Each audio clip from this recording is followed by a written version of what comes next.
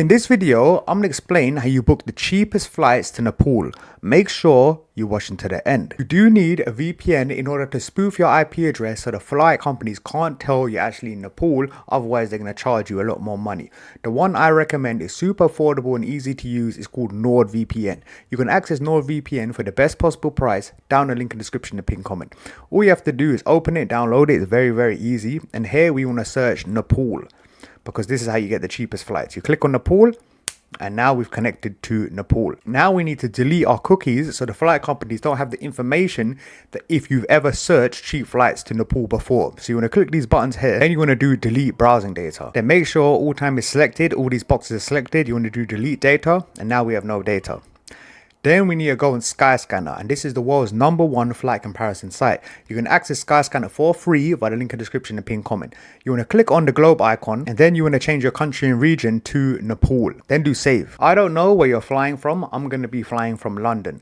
And 2, we're going to do Nepal. Kathmandu is going to be the cheapest flight. And here you can see the different prices. Where it's green, it means it's the cheapest flight. Where it's orange, it means it's moderately expensive. And where it's red, it means it's the most expensive.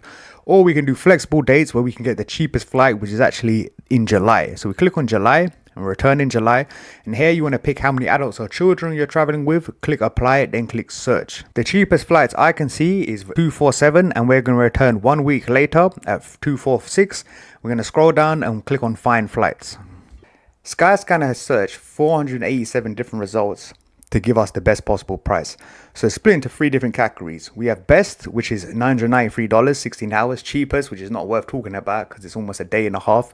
And we have fastest, which is basically almost a direct at $1,300. So in my opinion, I do think best is this one at 993 because it's only slightly less hours than the fastest one. On the left, you have the airline. This is the time we're going to leave the arrival airport. How long the flight is, the fact that it's actually 2 stops, which is a bit long, and then we have the arrival time. So if you've got a bit more money, this one definitely makes the most sense because it's not that much more expensive and you have 5 hours quicker. So instead of 2 stops, which is too much. So let's click on Qatar because it seems the best one. Here we have a little bit more information. The fact that we're only going to be in the connecting airport for 2 hours and the way back's a little bit longer at 4 hours. And here you can book a hotel or rent a car in Kathmandu. And this is some good advice. Never ever book with a third-party company if you can help it, such as MyTrip, Trip.com, Kiss and Fly. Because if anything happens with your ticket, you lose your luggage, it's very difficult to get on the phone and actually get a refund or get any issues sorted out because you're going through an intermediary. Whereas if you go via the airline, in this case Qatar Airways, you have your tickets, it's going to be no issue. So let's click on Qatar Airways. Here you can see I got a flight for $1,200 with Qatar Airlines, which is an elite airline, return from London to Kathmandu and then back to London. Absolute bargain. But if you want to save money, you can go with the other flight, but it's going to be much longer, 5 hours more.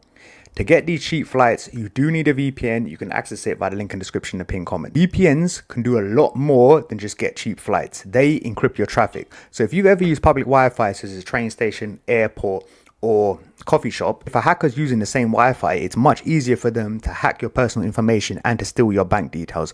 Whereas a VPN is like a barrier to encrypt your data to make it much more difficult, allowing you to surf safely. And it gives you access to thousands of different shows for free on your favorite streaming platforms like Netflix, Amazon Prime, Hulu, because you can unlock content that was previously blocked to you because you just changed to that country's IP address. If you found value in this video, please like, subscribe. Thank you.